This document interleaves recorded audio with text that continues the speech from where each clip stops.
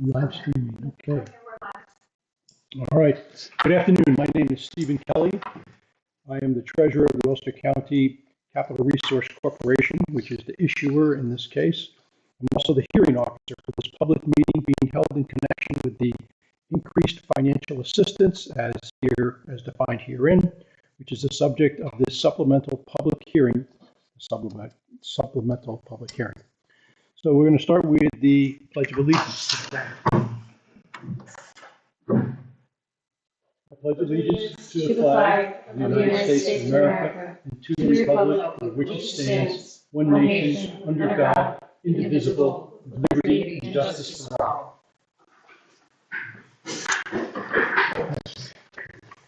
So the mission statement of the issuer is the following. The mission of the Ulster County Capital Resource Corporation is to promote community and economic development in Ulster County in ways that complement the work of Ulster County, primarily through issuing and selling bonds for nonprofit institutions.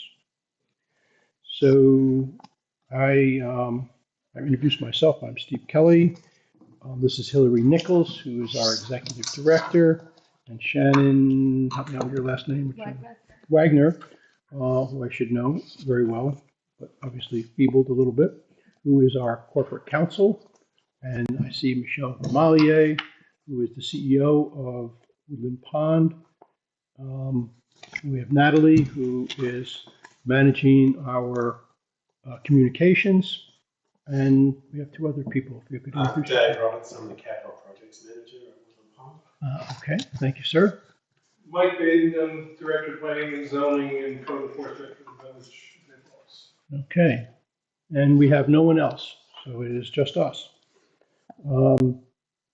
Today we are holding this supplemental public hearing to allow citizens to make a statement for the record relating to the increased financial assistance in connection with a project, the initial project, for Woodland Pond, Inc., doing business as Woodland Pond at New Paltz, a New Paltz not-for-profit corporation, which is the borrower. I would like to note that as required by law, the issuer is live streaming this public meeting. Shannon Wagner of Hodgkin Russ LLP, counsel to the issuer, will begin by providing information on the issuer's legal authority to hold this supplemental public hearing, a description of the administrative history related to the initial project, the purpose of this supplemental public hearing, and the issuer's next steps. Once Shannon is finished, I will open up this public hearing for comments. Shannon. The issuer is a New York not-for-profit corporation created pursuant to Section 1411 of the Not-for-Profit Corporation Law of the State of New York as amended, the Enabling Act.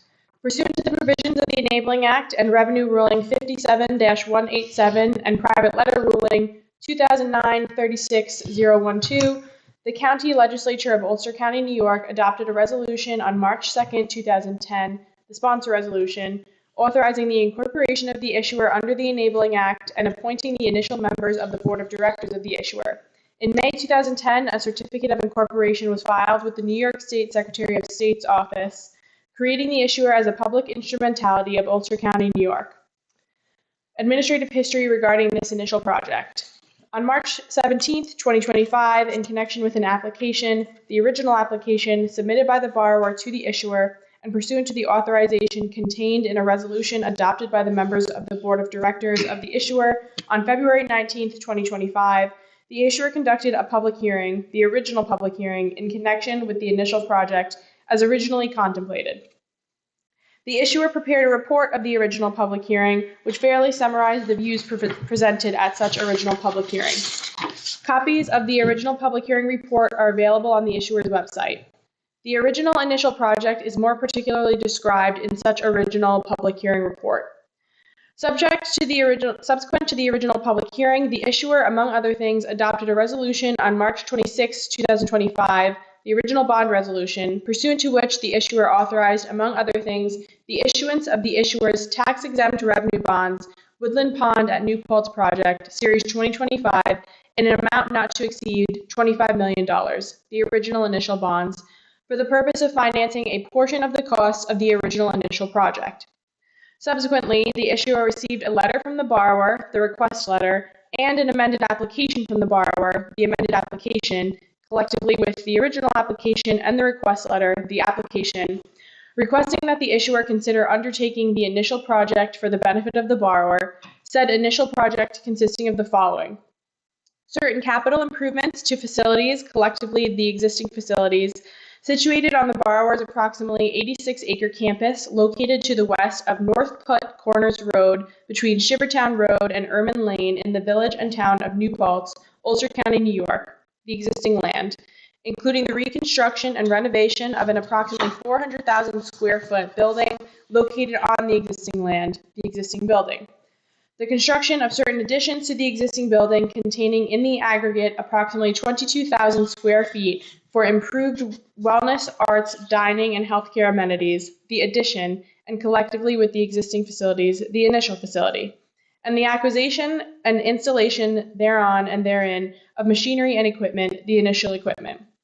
The acquisition of interests in approximately 20 acres of real property located adjacent to and south of the existing land, bordering North Putt Corners Road, Ermine Lane, and George Danskin Way, and approximately 21 acres of real property bordered by Henry W. Dubois Drive, Harrington Street, and the Millbrook Preserve, all in the village and town of New Paltz, Ulster County, New York.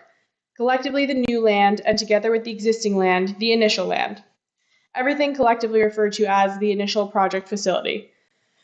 And the payment of certain planning, design, architectural, and engineering expenditures related to the potential development of the new land, all of the foregoing to be owned and operated by the borrower for use as a continuing care retirement community under Article 46 of the New York Public Health Law, and any other directly and indirectly related activities.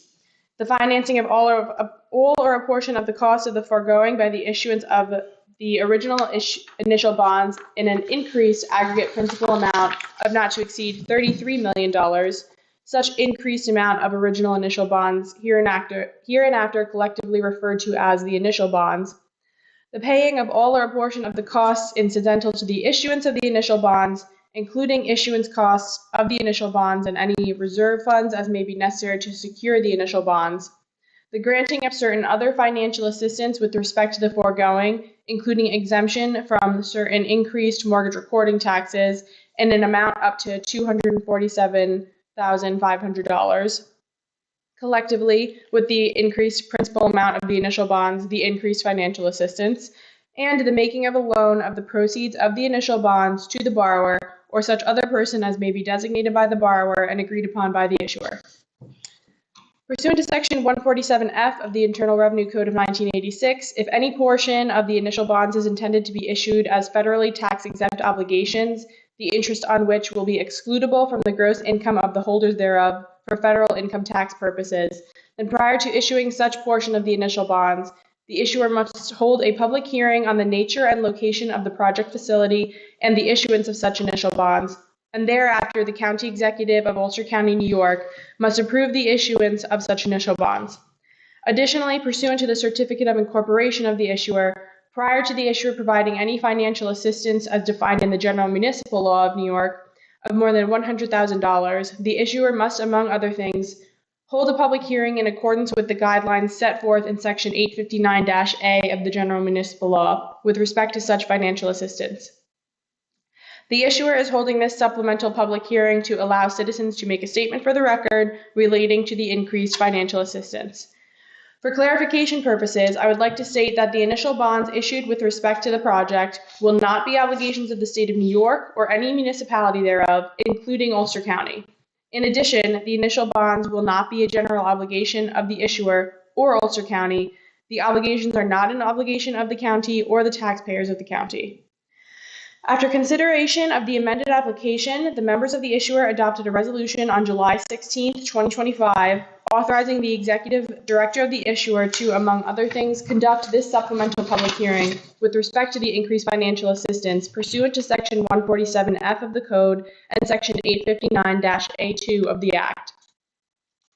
The executive director of the issuer caused notice of this supplemental public hearing to be mailed on July 24, 2025, to the chief executive officers of Ulster County, the town and village of New Paltz, and the New Paltz Central School District, collectively the affected tax jurisdictions, and published on July 25th, 2025, in the Daily Freeman, a newspaper of general circulation available to the residents of the affected tax jurisdictions. In addition, the executive director of the issuer caused notice of this supplemental public hearing to be posted on July 25th, 2025, on the issuer's website and on a public bulletin board located at the New Paltz Village Hall, located at 25 Flatical Avenue, in the town and village of New Paltz, Ulster County, New York. Copies of the notice of this supplemental public hearing are available at the front of the room. We have made arrangements for a stenographer to be present in order to accurately make a record of the public comments. Again, the purpose of this public hearing is to solicit input with respect to the increased financial assistance. We are not here to answer questions, although in the course of the hearing we will consider questions if we have the information to answer the questions and there is sufficient time to consider such questions. Now, unless there is any objection, I'm going to suggest waiving the full reading of the notice of the supplemental public hearing and instead request that the full text of the notice of the supplemental public hearing be inserted into the record. The issuer will consider the increased financial assistance at a subsequent meeting of the issuer currently scheduled for August 20th, 2025 at 9 a.m. And at such meeting, the issuer will also consider the comments received at this supplemental public hearing. Such meeting, like all meetings of the issuer, are open to the general public. The notice of this supplemental public hearing indicated that written comments could be addressed to Hillary Nichols, Executive Director. At this time, the issuer has not received any written comments. I will now return the floor to Steve for the purpose of recognizing any citizens in attendance wishing to make a public comment. Thank you, Shannon. Is there anyone from the affected tax jurisdictions here today? No. Okay. That wants to make a comment? That wants to make a comment. There isn't anyone here from them, and they don't want to make any comments. That's what I could see. Nobody's here. Remarks by the borrower. Do you have any comments, Ms. Gamalier? No, I think that Shannon properly characterized this, and just, to be clear, I know that you're aware of this, but this is, we've had the ability to access more debt capacity in the original application. We want to take advantage of that now. This is the first of two major projects that will be happening. There will be another application coming forth to you at some point down the road, but this allows us to accelerate some of the renovation and acquisition of land that was slated for the second round of financing into this round. So generally speaking, what we talked about at the last meeting all still holds true, with the exception of the intent to acquire roughly 21 acres of additional land in the village of New Paltz. That is the new piece of information for you. Okay. Thank you. I will now open this supplemental public hearing for public comment at 4:20 p.m. By way of operating rules, if you wish to make a public comment, please raise your hand and I will call on you. Please wait to be recognized. Once recognized, please stand and state your name and address for the record. Since we have a large number of people here, I may waive the 3-minute rule because it doesn't look like that's going to be much of an issue. When everyone has had the opportunity to speak, I will conclude this supplemental public hearing. A record of the supplemental public hearing will be prepared and reviewed by the members of the issuer in connection with the issuer's consideration of the increased financial assistance. Also, as indicated above, a copy of the record of this supplemental public hearing will also be presented to the county executive. Again, the purpose of this supplemental public hearing is to solicit public comment. We are not here to answer questions. However, we will, in the course of this supplemental public hearing, consider questions if we have the information to answer the questions and there is sufficient time to consider such questions. I will now ask if there's anyone in attendance who wishes to comment on the increased financial assistance. For the record, please state your name and indicate your comments on the increased financial assistance. Going once. Mike, did you have any comments you wanted to make? No. Okay, thank you. So for the record, we have no further comments. And so I will now close the supplemental public hearing at 4:22. I read slow. Thank you all for attending.